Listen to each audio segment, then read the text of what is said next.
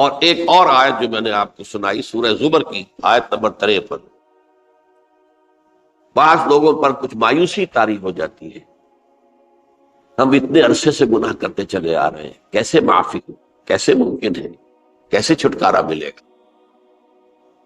ایسے لوگوں کے لیے ان کے اطمینان کے لیے، ان کی دلجوئی کے لیے، ان کی تسلی کے لیے یہ آیت عظیم ترین آیات میں سے قرآن مجید۔ قل یا عبادی الذین اسرفوا علی انفسہم، اے نبی کہہ دیجئے اے میرے وہ بندو جنہوں نے اپنی جانوں پر ظلم کیا ہے، ظلم اٹھایا ہے، زیادتی کی۔ تم اگر گناہ کرتے رہے ہو تو اپنی جان پر ظلم کیا ہے، میرا تو کچھ نہیں بگاڑا۔ اللہ تو غنی ہے، اس کی تو سلطنت میں کوئی کمی نہیں آتی۔ ایک حدیث قدسی میں الفاظ آئے ہیں، میرے بندو اگر تم سب کے سب، اولکم و آخرکم و انسکم و جنکم، تمام انس و جن اور اولین سے لے کر آخرین تک کسی بدترین انسان جیسے فاسق و فاجر ہو جائیں، سب ابلیس بن جائیں، تب بھی میری سلطنت میں کوئی کمی نہیں۔ اور اگر تم سب کے سب اولین و آخرین اور انس اور جن سب مل کر جو متقی ترین انسان ہو سکتا ہے ویسے بن جاؤ، ابو بکر صدیق بن جاؤ، تب بھی میری سلطنت میں کوئی اضافہ نہیں۔ تو اللہ تعالیٰ کا تو کچھ بگڑتا نہیں ہے، انسان گناہ کرتا ہے تو اپنا نقصان۔ قل یا عبادی الذین اسرفوا علی انفسہم، کہہ دیجئے اے نبی اے میرے وہ بندو جنہوں نے اپنی جانوں پر ظلم کیا ہے، ستم کیا ہے، ظلم ڈھایا ہے، لا تقنطوا من رحمت اللہ۔ میں آج بعض حدیثیں اس موضوع پر آپ کو سناؤں گا، عجیب چشم کشا حدیثیں ہیں۔ میں نے چونکہ اس موضوع پر گفتگو کرنی تھی تو میں نے کچھ اس مرتبہ احادیث کا تفحص کیا، تو واقعہ یہ ہے کہ بعض احادیث پڑھ کر خود میری جو ہے میرے علم میں اضافہ ہوا، ادھر میری توجہ آج تک نہیں گئی تھی۔ لا تقنطوا من رحمت اللہ، اللہ کی رحمت سے مایوس مت ہو۔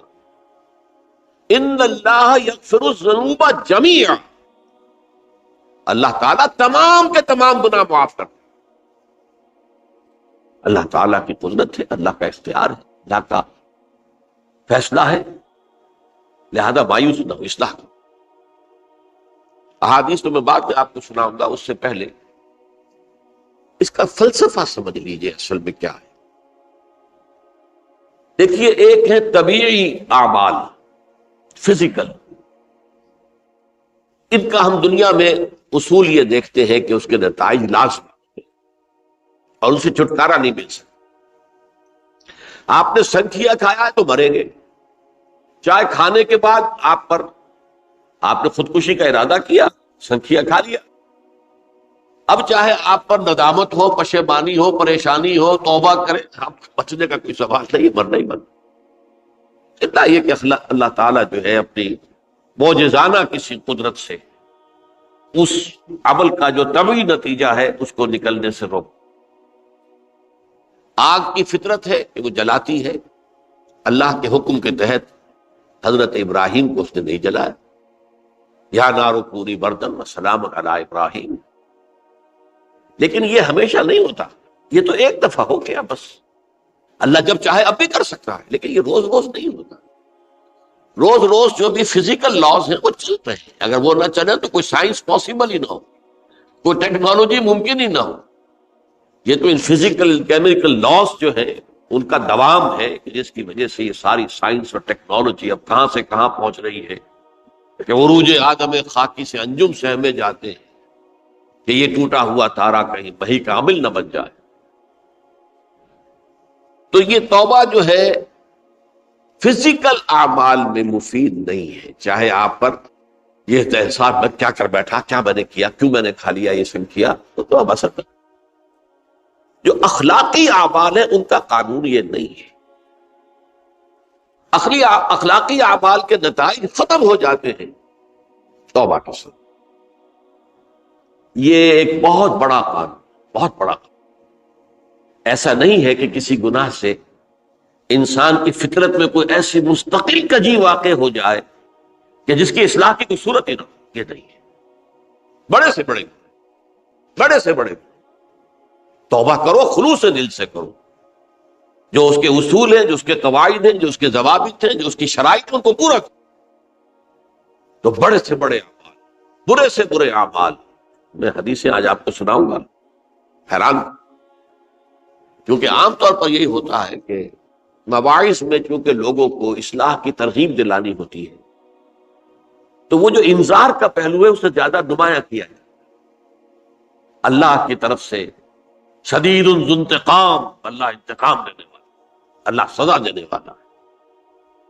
لیکن یہ دوسرا پہلو جو ہے وہ بھی اپنی جگہ پر بہت اہمیت کا ہے کہ طبیعی اعمال کے نتائج اور عواقب اور اخلاقی اعمال کے نتائج و عواقب یہ ایک جیسے نہیں۔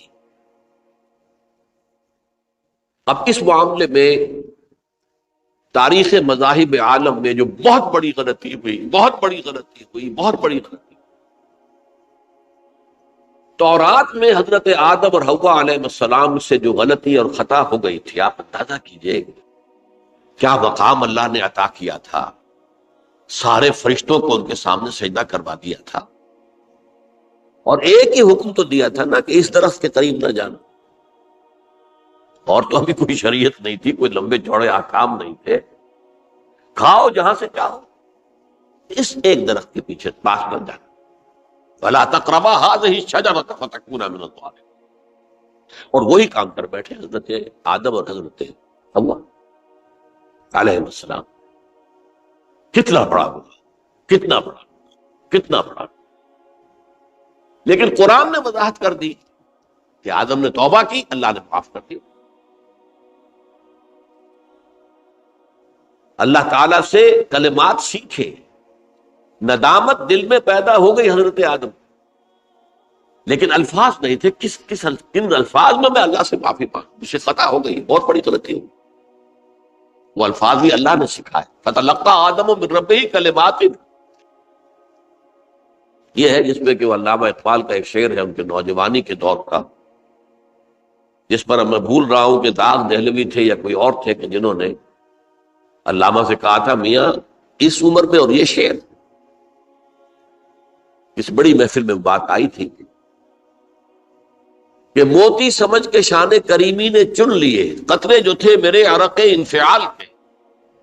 انفعال کہتے ہیں عربی میں پشیمانی، شرمندگی، اور عام طور پر جب کسی انسان پر پشیمانی اور شرمندگی طاری ہوتی ہے تو پیشانی جو ہے اس پر کچھ پسینہ سا آتا ہے۔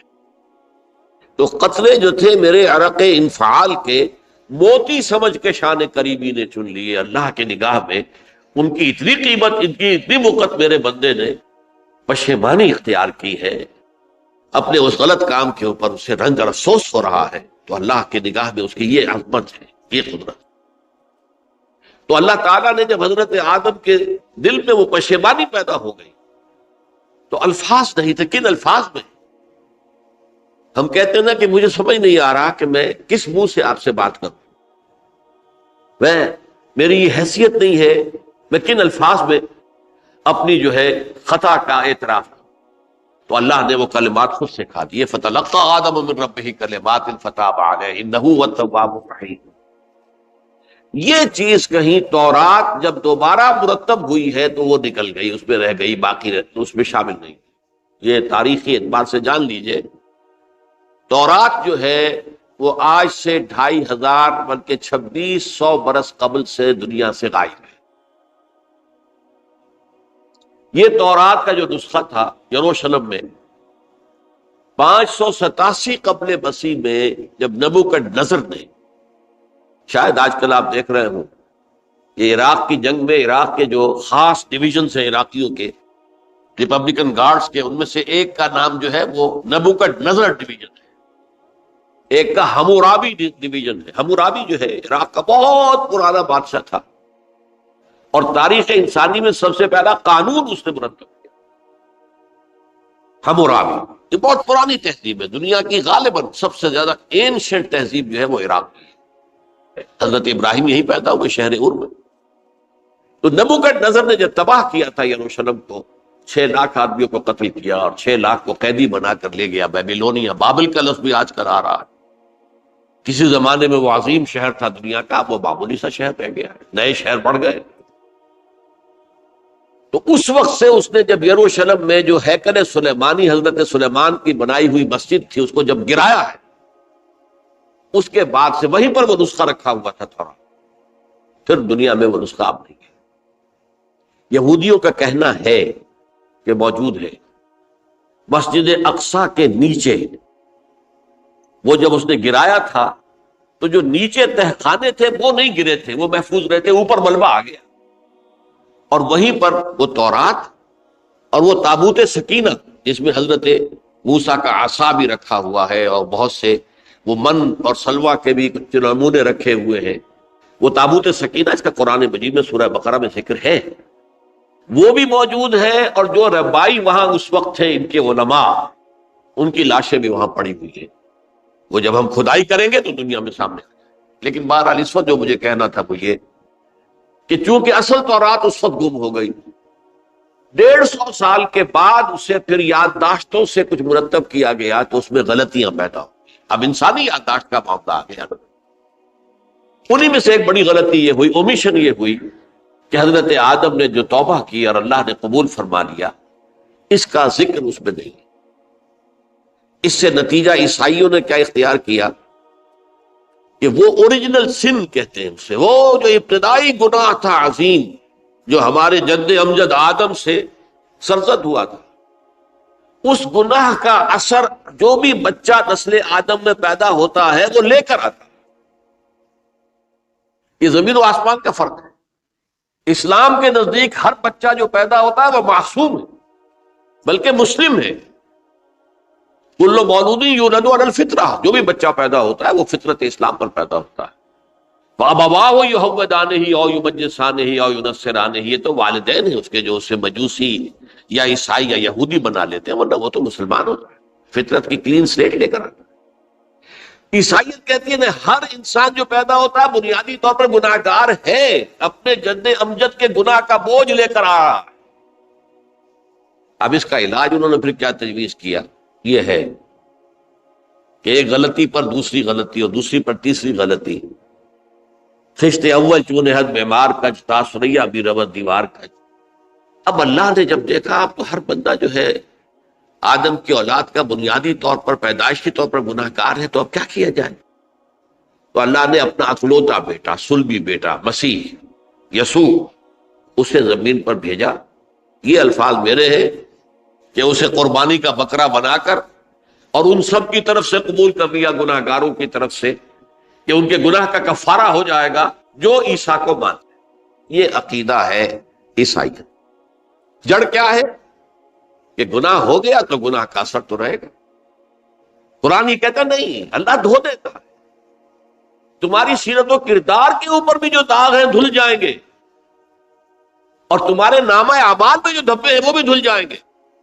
توبہ کرو، توبوا الی اللہ توبۃ نصوحا، کرو وہ توبہ کے جو بالکل خلوص دل کے ساتھ۔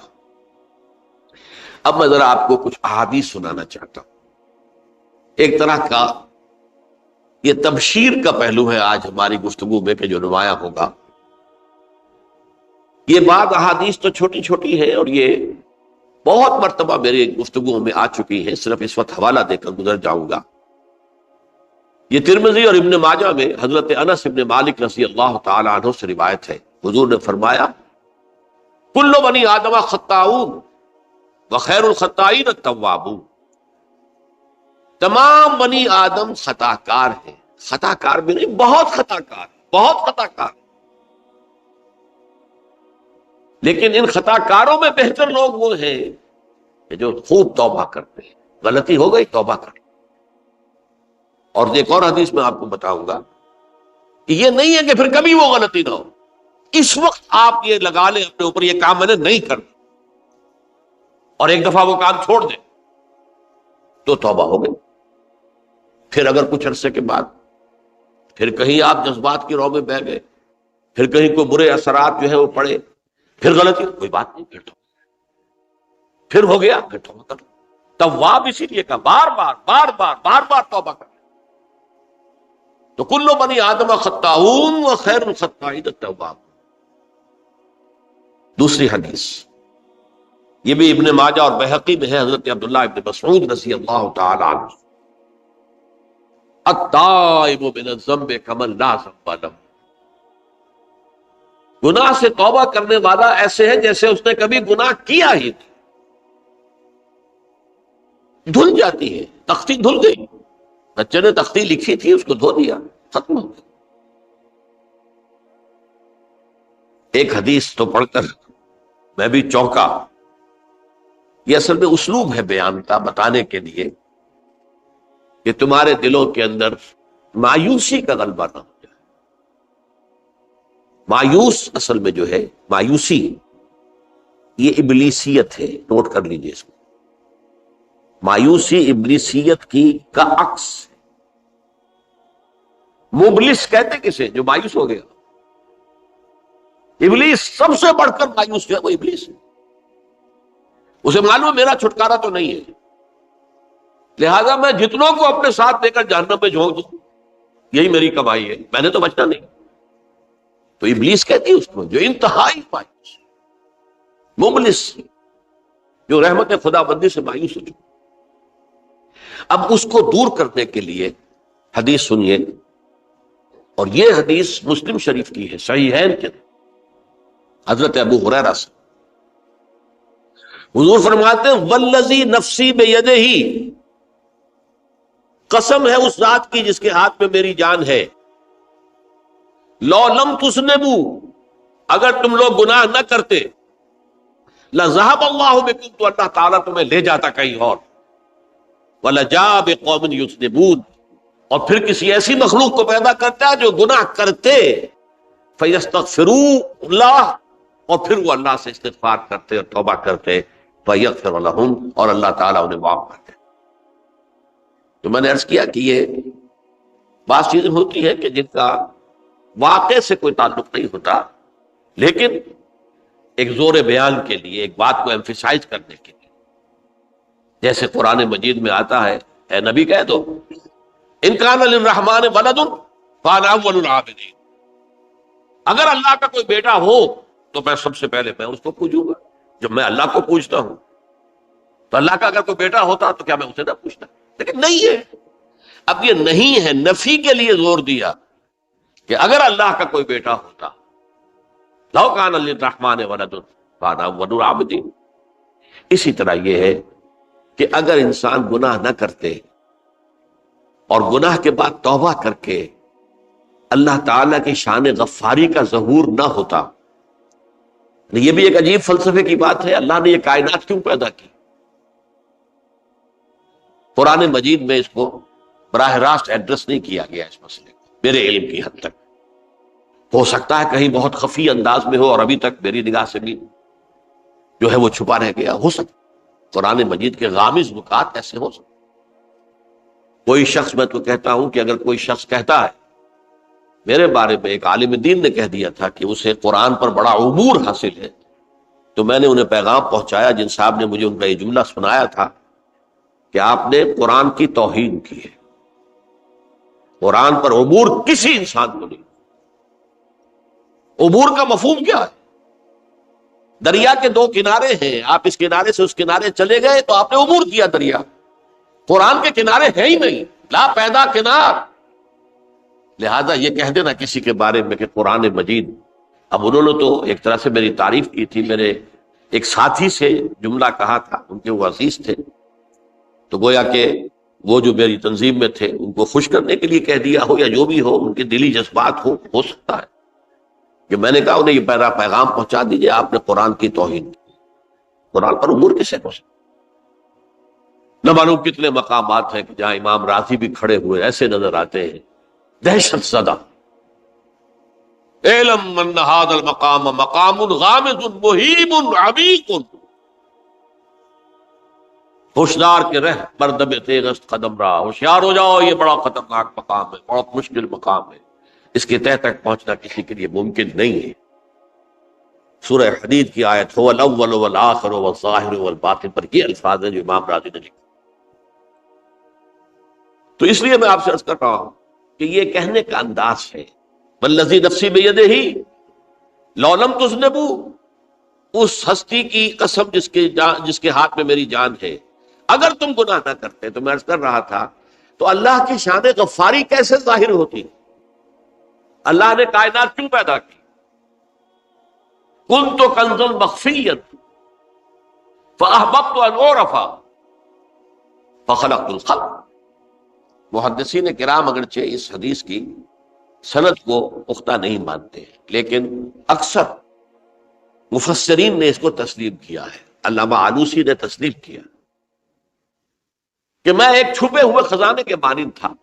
اب خزانہ کہیں پڑا ہے، اس کا کیا حاصل کیا ہے؟ وہ تو کہیں کھلے، کسی کے پاس جائے، کوئی اسے فائدہ اٹھائے، تب تو فائدہ ہوا نا۔ تو کن تو کنزل مخفیت، میرے اندر طاقت تھی، قوت تھی، خلاقی تھی، میری شان ساری میرے اندر ہی اندر تھی نا۔ کن تو کنزل مخفیت فاحببت ان اعرف، تو میں نے یہ چاہا کہ مجھے پہچانا جائے۔ فخلقت الخلق، تو میں نے خلق کی تخلیق کی۔ اب مجھے پہچانو اس کائنات کے ذریعے سے، یہ میری تخلیق ہے، آؤ دیکھو۔ ایک مصور اپنی تصویروں کی نمائش لگا، دیکھو میرے شاہکار، آؤ دیکھو، یہ میرے فن کے کمال کے نمونے، آؤ دیکھو۔ تو یہ ہے سب، دیکھو زمین آسمان، ان فی خلق السماوات والارض واختلاف اللیل والنہار والفلک التی تجری فی البحر بما ینفع الناس وما انزل اللہ من السماء من ماء فاحیا بہ الارض من بعد موتہا۔ یہ ساری آیات ہیں، غور کرو۔ اور اسی لیے انسان کو پیدا کیا جس میں یہ فیکلٹی آف اپریسیشن، اللہ کے حسن و جمال و کمال کو پہچاننے کی صلاحیت ہے۔ ورنہ ظاہر بات ہے کہ یہ جمادات کیا پہچانیں گے اللہ، پہاڑ کیا پہچانے گا اللہ؟ اللہ کو پہچاننے کی صلاحیت انسان میں۔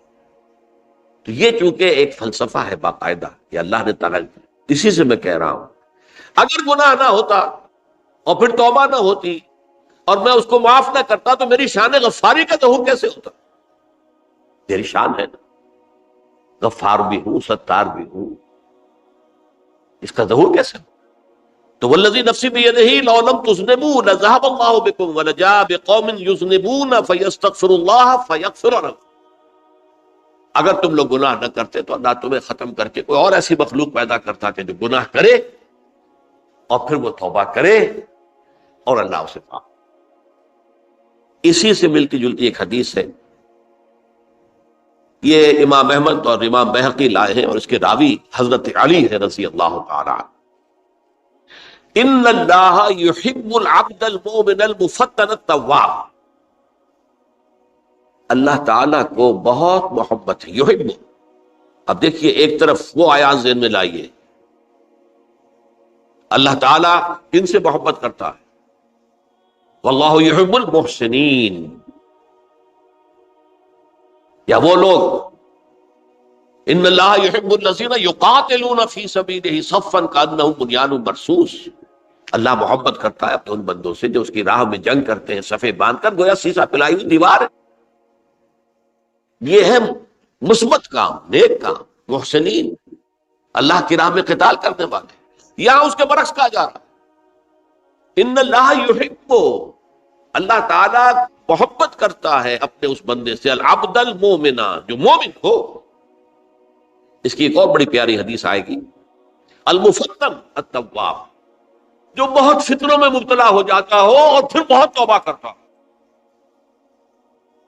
مفتن التواب، لیکن ساتھ ہی پلٹتا ہو، رجوع کرتا ہو، پھر اللہ کے حضور میں حاضر ہوتا ہو، پھر معافی مانگتا ہو۔ اللہ تعالیٰ کو اپنا ایسا بندہ بہت پسند ہے۔ اب میں کچھ اور حدیثیں آپ کو سنا رہا ہوں۔ توبہ کا دروازہ دو اعتبارات سے کہا گیا ہے کہ ایک وقت آنے پر بند ہو جائے۔ ایک حدیث کے تو الفاظ میں نوٹ کر کے نہیں لایا ہوں کہ اللہ تعالیٰ نے توبہ کا ایک دروازہ اتنا چوڑا کھلا رکھا ہوا ہے کہ جس کو عبور کرنا جو ہے وہ سال ہا سال میں ممکن ہو، اور یہ بند نہیں ہوتا جب تک کہ سورج مغرب سے طلوع نہ ہو جائے۔ یہ قیامت کی جو آخری، قریب قیامت کی جو آخری نشانیاں ہیں ان میں سے وہی حدیث میں آپ کو سنا رہا ہوں، عن ابی ہریرہ رضی اللہ تعالی عنہ، اور یہ مسلم شریف کی روایت ہے۔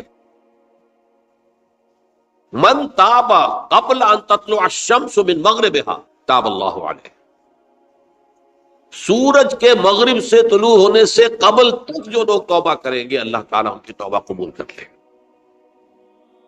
البتہ جب وہ قیامت کی وہ نشانی ظاہر ہو جائے کہ سورج مغرب سے طلوع ہو رہا ہے، اب دروازہ توبہ کا بند ہے۔ اب اس کے بعد اگر توبہ کوئی کرتا ہے تو اللہ تعالیٰ اس کی توبہ کو قبول نہیں کرے۔ یہ تو اجتماعی سطح پر ہوئی، انفرادی سطح پر۔ عن عبداللہ ابن عمر رضی اللہ تعالی عنہما عن النبی صلی اللہ علیہ وسلم قال ان اللہ عز وجل یقبل توبۃ العبد ما لم یغرغر۔ یہ ترمذی میں ہے، حضرت عبداللہ ابن عمر رضی اللہ تعالی عنہما سے کہ اللہ تعالیٰ اپنے بندے کی توبہ قبول کرتا ہے جب تک کہ وہ جسے ہم کہتے ہیں گھنگرو نہ بولنے لگے حلق کے اندر، جبکہ نزع عالم نزع ہو اور جان جو ہے وہ آ کر پھر یہاں اٹکتی ہے، تو اس وقت تک دروازہ کھلا ہے توبہ کا۔ لیکن جب یہ شکل ہو گئی تو دروازہ بند۔ یہ انفرادی سطح پر ہو گیا، جب آپ کے موت کے آثار اتنے واضح ہو گئے کہ اب جا رہے ہیں، اب توبہ کریں گے تو توبہ قبول نہیں ہو۔ اجتماعی سطح پر جب قیامت جو ہے اس کی وہ گھڑی آ گئی کہ سورج مغرب سے طلوع ہو گیا، اب توبہ کا دروازہ بند۔ ایک اور حدیث ہے جو میں نے بہت مرتبہ اس کا ترجمہ تو آپ کو بہت دفعہ سنایا ہے، آج میں چاہتا ہوں اس کو پورے متن کے ساتھ آپ کے سامنے رکھوں۔ یہ حضرت انس بن مالک رضی اللہ تعالیٰ عنہ سے مروی روایت ہے، جو حضور کے خادم خاص تھے، اور یہ متفق علیہ بھی ہے، یعنی بخاری میں بھی ہے، مسلم میں بھی ہے، لیکن تھوڑا سا فرق ہے الفاظ کا۔ تو جو مسلم شریف کی روایت ہے اس کے الفاظ کیا ہے؟ للہ اشد فرحا بتوبۃ عبدہ حین یتوب الیہ۔ جان لو اللہ تعالیٰ کو زیادہ خوشی ہوتی ہے اپنے کسی گناہ گار بندے کی توبہ سے جبکہ وہ توبہ کرتا ہے۔ کس سے زیادہ ہوتی ہے؟ اس کی ایک تمثیل تھی، من احدکم، ایک ایسے شخص سے بھی زیادہ بڑھ کر خوشی ہوتی ہے، کان علی راحلتہ بارض الفلات، کہ جو بہت ہی دور دراز کے اور سنسان علاقے میں سفر کر رہا تھا، فانتحرفت منہ، اس کی سواری جو ہے گم ہو گئی، وعلیہا طعامہ وشرابہ، اسی پر اس کا کھانا بھی تھا اور پانی بھی تھا۔ اونٹنی پر سفر کر رہا تھا، اسی پر ہوتا ہے راحلہ جو ہے راستے کا سامان، اچانک کہیں بیٹھا ہے تھوڑی دیر کے لیے سستانے کے لیے، کہیں اونگ آ گئی اور اونٹنی صاحبہ غائب۔ اب آنکھ کھلی اور اس نے دیکھا، فَأَيَّسَ مِنْهَا، تلاش کر کر کے مایوس ہو گیا، کہیں اونٹنی کا سراغ نہیں۔ اب ظاہر بات ہے کسی صحرا میں یہ کیفیت، اس کا مطلب کیا ہے؟ یقینی موت۔ فَأَتَى شَجَرَةً فَاسْتَجَعَ فِي ظِلِّهَا وَقَدْ أَيَسَ مِنْ رَاحِلَتِهِ، تو وہ ایک درخت کے نیچے اس کے سائے میں آ کے لیٹ گیا، گویا کہ موت کی امید۔ فَبَيْنَهُمَا وَهُوَ كَذَلِكَ إِذْ هُوَ بِهَا قَائِمَةٌ عِندَهُ، اس کی کہیں دوبارہ آنکھ لگی ہے، جو کھولا تو دیکھتا ہے اونٹنی تو موجود ہے، کھڑی ہے،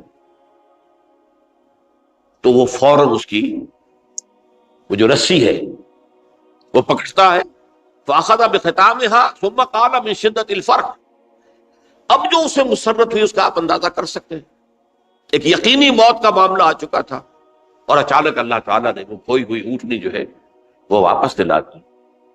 تو وہ کہنا تو یہ چاہتا تھا، اللہ تو میرا رب ہے، میں تیرا بندہ ہوں، لیکن جسے ہم کہتے ہیں کہ خوشی کی انتہا فرط مسرت میں ایسی زبان لڑکھڑائی، اس نے کہا اللہم انت عبدی وانا ربک، اے اللہ تو میرا بندہ ہے، میں تیرا رب۔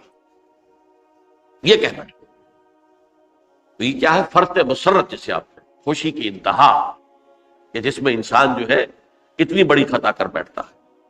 اللہ کو اپنے کسی گناہ گار بندے کی توبہ سے اس سے بھی زیادہ خوشی۔ اب ظاہر بات ہے کہ یہ تماثیل کس لیے؟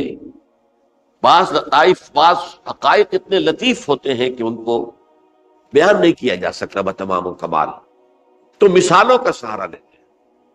اللہ کو کتنی خوشی ہوتی، کیا سمجھیں گے؟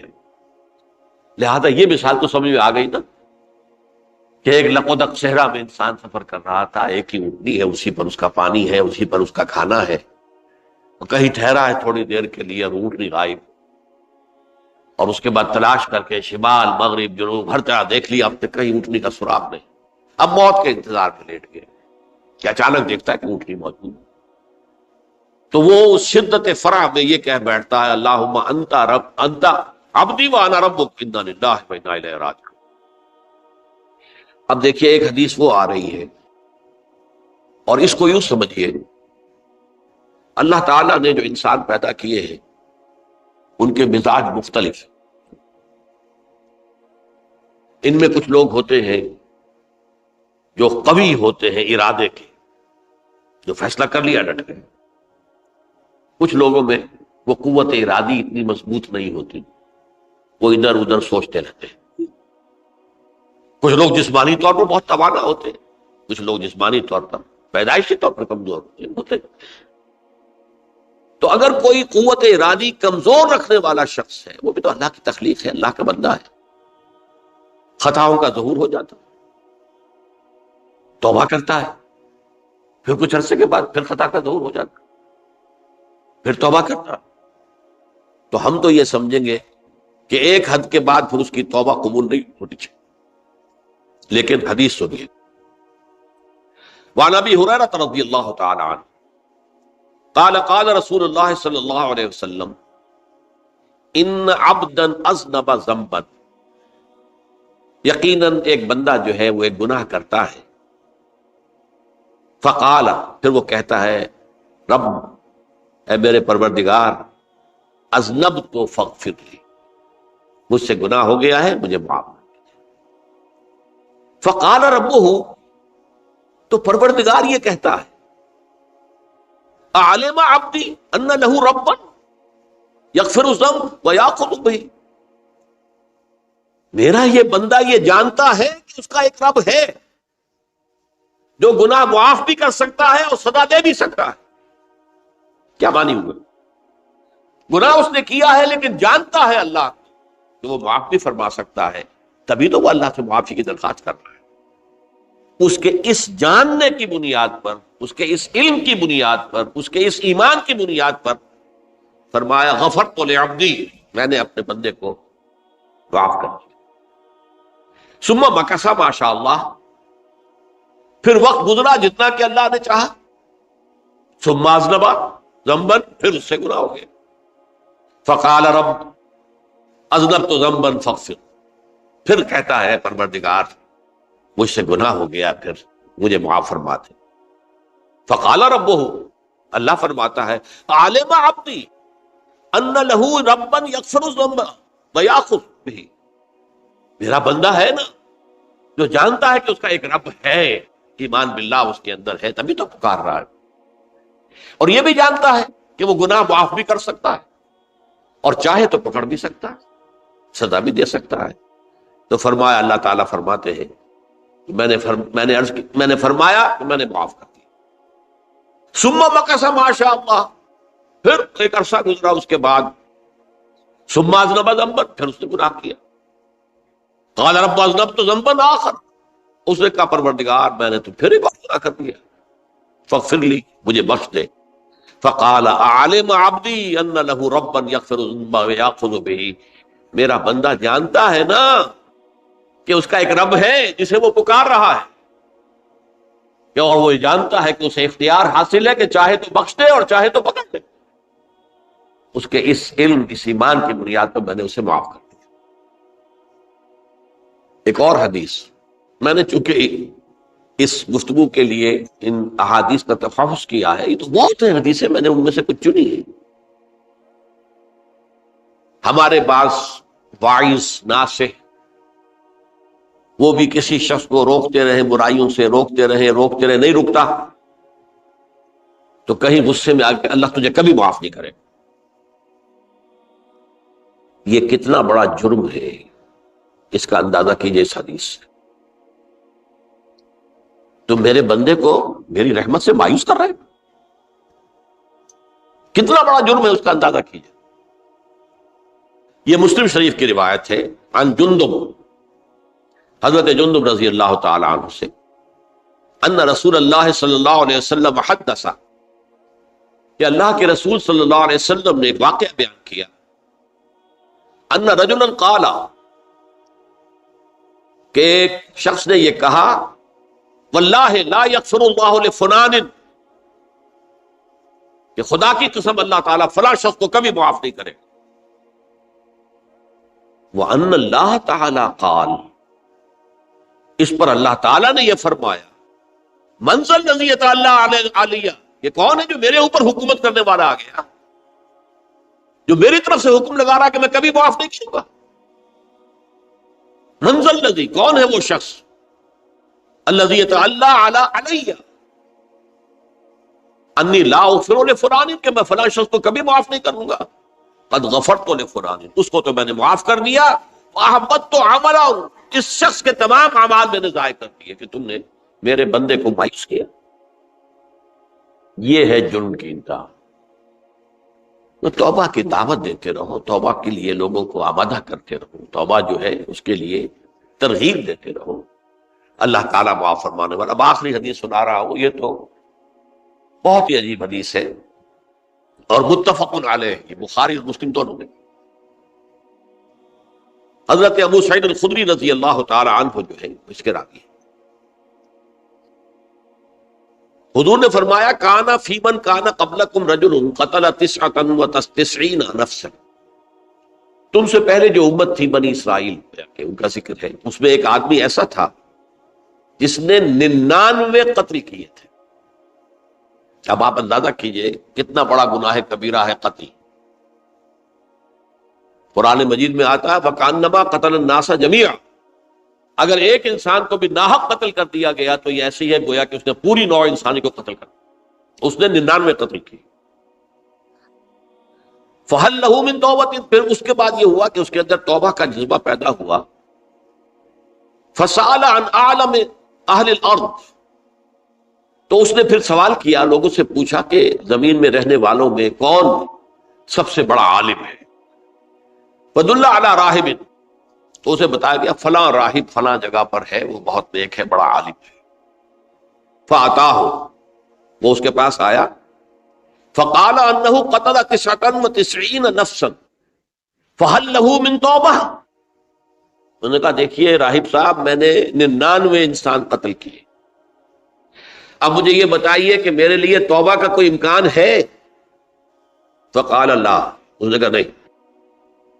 فقتلہ، اس نے اس کو بھی قتل کر دیا۔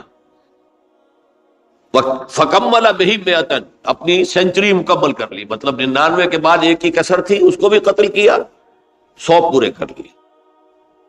ثم سأل عن عالم اہل الارض، پھر اس نے پوچھا کوئی اور کوئی بڑے عالم انسان ہو۔ فدل علی رجل عالم، پھر اس کی رہنمائی کی گئی ایک بڑے عالم شخص کی طرف۔ فقال انہ قتل 100 نفس، تو اس نے وہاں جا کر کہا کہ میں 100 انسان ہلاک کر چکا ہوں، قتل کر چکا ہوں۔ فہل لہ من توبہ، میرے لیے توبہ کا کوئی امکان ہے؟ فقال نعم، کیوں نہیں، 100 قتل کیے تب بھی کیا، توبہ کا راستہ دروازہ کھلا ہوا، معلوم یغرغر، جب تک کہ وہ گھنگرو نہیں بج رہا اس وقت تک تمہارے توبہ کا دروازہ کھلا ہوا ہے۔ فرمایا نعم، ومن یحول بینہ وبین توبہ، تمہاری توبہ کے درمیان اور تمہارے درمیان کون حائل ہو سکتا ہے، توبہ کا دروازہ کھلا ہے۔ لیکن ساتھ ہی کہا انطلق الی ارض کذا و کذا، اب تم ایسے کرو جہاں تم رہتے ہو وہاں نہ جاؤ واپس، وہاں کا ماحول اچھا نہیں ہے، معاشرہ اچھا نہیں ہے، ہو سکتا ہے کہ تم توبہ پر قائم نہ رہ سکو، تم فلاں جگہ چلے جاؤ، وہاں اچھے لوگ آباد ہیں، ان میں جا کر رہو۔ فإن بها أناسا يعبدون اللہ تعالی، وہاں ایسے لوگ آباد ہیں جو اللہ کی بندگی کرتے ہیں۔ فاعبد اللہ معهم، تو تم ان کے ساتھ مل کر اللہ کی بندگی اور پرستش کرو۔ ولا ترجع الى ارضک، اپنی زمین کی طرف اپنے وطن میں واپس مت جاؤ۔ فإنها ارض سوء، وہ بری جگہ ہے۔ فانطلقا، تو وہ چل پڑا، ہجرت کر رہا ہے، اس جگہ جا رہا ہے جہاں کا راہب نے بتایا تھا۔ حتی اذا نصف الطریق، جب آدھا راستہ اس نے پورا کر لیا، اتاہ الموت، موت آ، فاختصمت فیہ ملائکۃ الرحمت و ملائکۃ العذاب. اب وہ جہنم کے فرشتے بھی آ گئے اس کی جان قبض کرنے کو، اور جنت کے بھی آ گئے. فقالت ملائکۃ الرحمہ، رحمت والے جو فرشتے ہیں جنت والے، انہوں نے کہا جا تائبا مقبلا بقلبہ اللہ تعالی، یہ شخص توبہ کر کے اللہ تعالیٰ کی طرف ہجرت کر رہا تھا، اس لیے اس کی نیت کی بنیاد پر اب یہ جنتی ہے، لہذا اس کی روح ہم قبض کریں گے.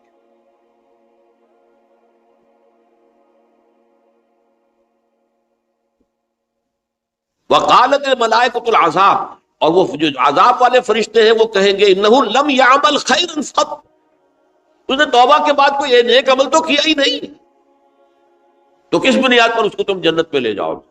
اس کو تو دوزخ میں جانا چاہیے.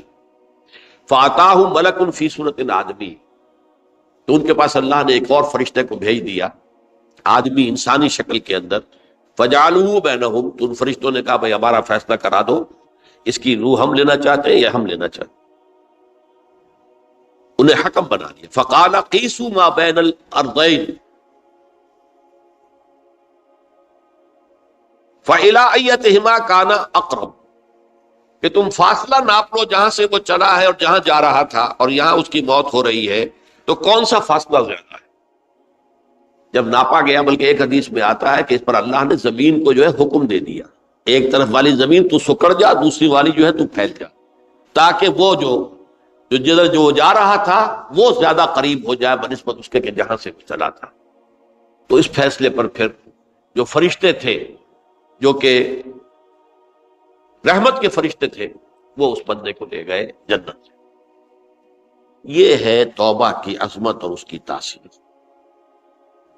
اب آئیے اجتماعی توبہ کا طریقہ کار جو میں نے بہرحال بیان کیا ہے. پہلے افراد توبہ کریں اور صحیح توبہ کریں. صحیح توبہ کیا ہے؟ ہماری زندگیوں میں کوئی حرام شے ہے فوراً نکال باہر، ہماری معاشرت میں اور اس معاشرے میں رہتے ہوئے جو قانون ہے جس کے ہم پابند ہیں. ہم کسی زانی کو رجم نہیں کر سکتے، ناممکن ہے، یہ تو قانون ہی بنے گا تب ہوگا. ہم کسی چور کا ہاتھ نہیں کاٹ سکتے، تو قانون بنے گا تو ہوگا. تو ہم جن چیزوں پر عمل نہیں کر سکتے قانوناً، ان کے علاوہ باقی پوری شریعت جس پر عمل کیا جا سکتا اس پر عمل پیرا. سود میں بند نہیں کر سکتا، بینکوں کو میں آگ نہیں لگا سکتا، اور بینکوں کو آگ لگا دیں گے تبھی سود تو ختم نہیں ہوگا.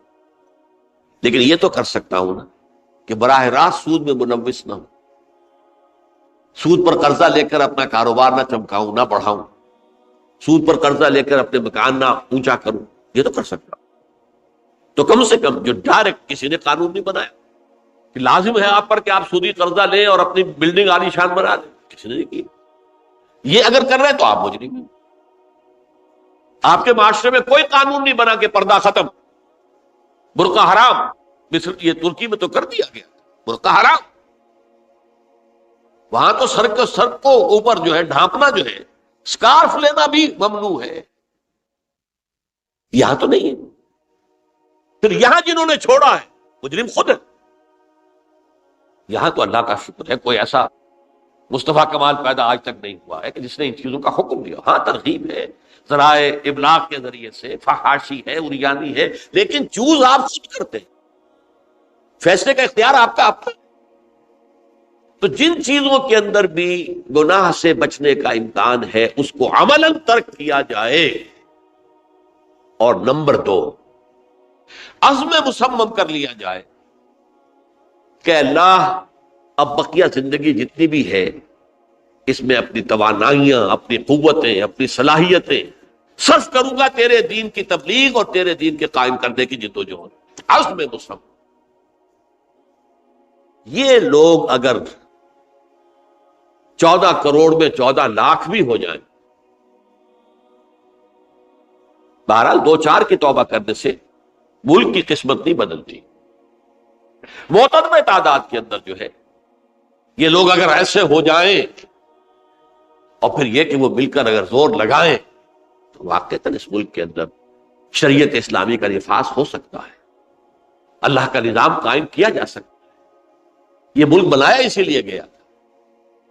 تو یہ توبہ کا جو ہے اجتماعی توبہ کا یہ پوری تفصیل تو میں بارہا بیان کر چکا ہوں.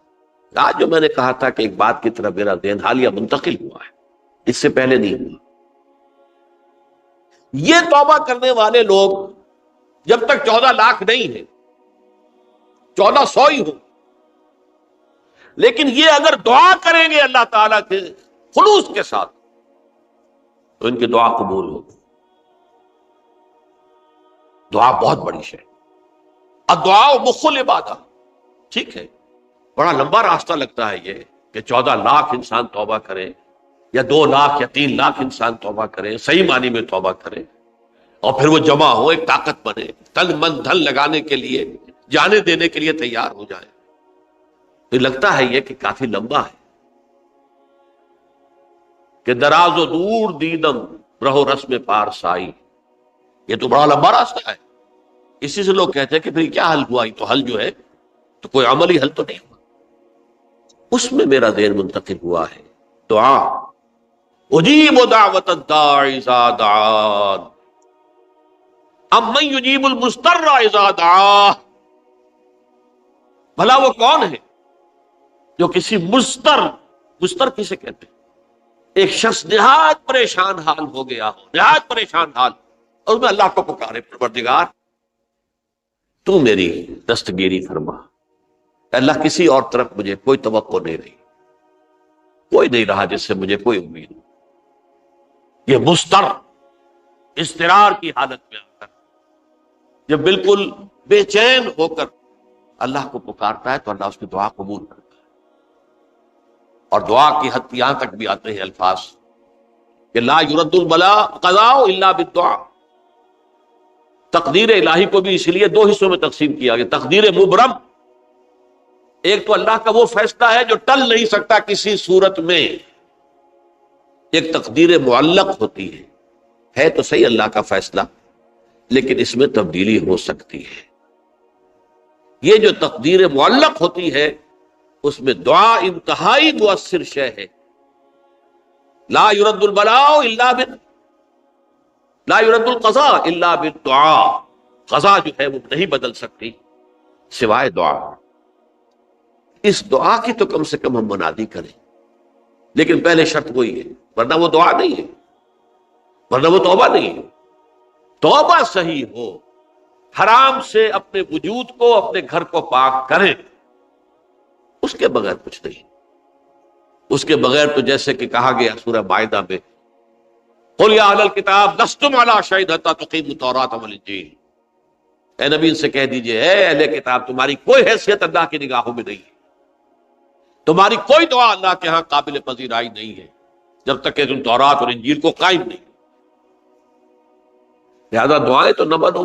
30 لاکھ آدمی جو ہے حج کے موقع پر کیسی کیسی دعائیں مانگتے ہیں. کہاں جا رہی ہیں دعائیں؟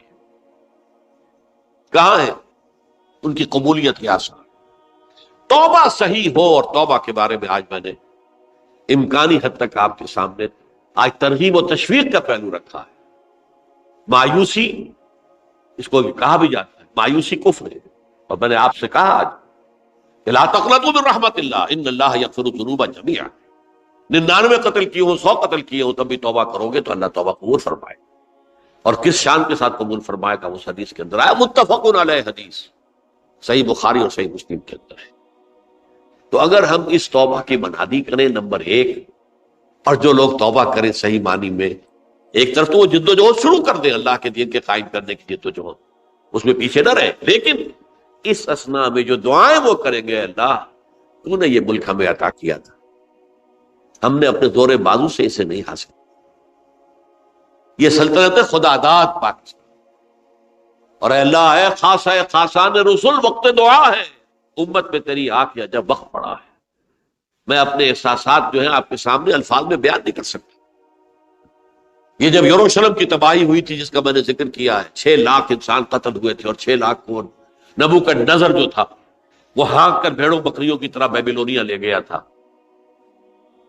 اس سے پہلے کتنے ہی نبی اہل کتاب کے وہ کہتے رہے تھے کہ ہوش کرو، توبہ کر لو، بلکہ ایک جگہ کے الفاظ یہ ہیں درخت کی جڑ پر کلہاڑا رکھا جا چکا ہے، اب بھی ہوش میں آ جاؤ، ہوش میں نہیں گئے۔ دنیا پرستی، جو بھی ان کے نفس پرستی جو بھی ان کے اوپر مسلط ہو چکی تھی، اس نے انہیں توبہ نہیں کی، تباہی اور بربادی ہو گئی۔ آج ہماری نگاہوں کے سامنے عراق کے ساتھ کیا ہو، بغیر اس کے کہ کوئی جرم ہو، بغیر اس کے ہم تو بڑے بڑے جرم کر چکے ہیں ان کی نگاہ میں۔ نان پرولیفریشن ٹریٹی جو ہے اس کے خلاف ہمارا عمل جا رہا ہے، پوری دنیا کے اندر ان کا کہ ہم اس کو ایٹمی صلاحیت کو نہیں پھیلنے دیں گے۔ وہ ایک خاص وقت میں افغانستان میں انہیں ہماری ضرورت تھی، اپنے اصل دشمن یو ایس ایس آر، اپنے مقابل کی طاقت کو ختم کرنے کے لیے، اس وقت انہوں نے اپنا منہ جو ہے پھیر لیا تھا، نہیں دیکھا تھا، اور ہمارے ہاں اللہ کی یہ رحمت آ گئی کہ ایٹمک صلاحیت بھی حاصل ہوئی۔ اور پوری دنیا میں شاہ عبداللہ نے کہا تھا، پرنس عبداللہ نے، کہ یہ آپ کا نہیں ہے، یہ جو نواز شریف صاحب سے جب اس کا ہم نے دھماکہ کیا، یہ بم آپ کا نہیں ہے، یہ پوری امت مسلمہ کا بم ہے۔ کیسے یہ برداشت کر سکتے ہیں یہودی اور یہودیوں کے اعلی کار عیسائی، خاص طور پر پروٹیسٹنٹس، West White Anglo Saxon Protestants? تو سمجھ لیجئے کہ پاکستان کی جڑوں پر بھی تیشہ رکھا جا چکا۔ یہ میرے احساسات کی اس سے کم میں تعبیر ہو نہیں سکتی، لیکن اب بھی امکان ہے، اب بھی امکان، اب بھی امکان۔